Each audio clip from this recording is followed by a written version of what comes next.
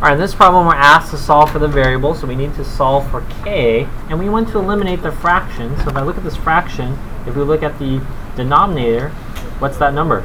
2. Now, it's okay if you kind of put your distributing, so I need to multiply essentially both sides by 2.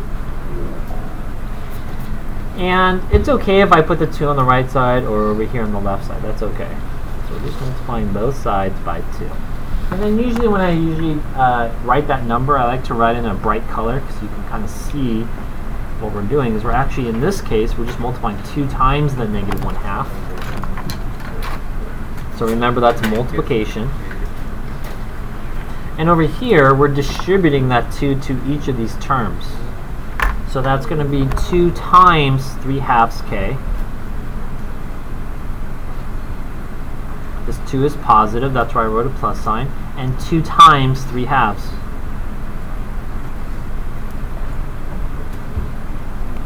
Let's go through and simplify.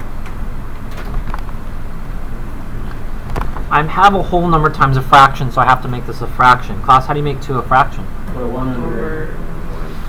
Now, when you're multiplying fractions, you just multiply across. What do you get? 2 over 1 times 2 is 2. positive times negative. Negative. Let's do the same thing over here. Put it over 1. Multiply across.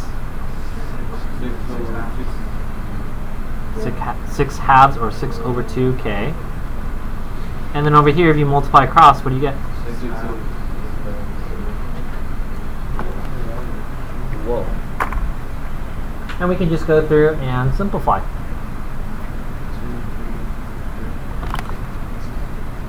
2 divided by 2 is negative 1. This one? 3k plus 3. To solve for the k variable, I need to. We're now using our inverses. Negative 1 minus 3 is negative 4. This just falls down. You have 3k. All done? Answer is negative 3/4? No, be careful. Opposite of multiplication is division.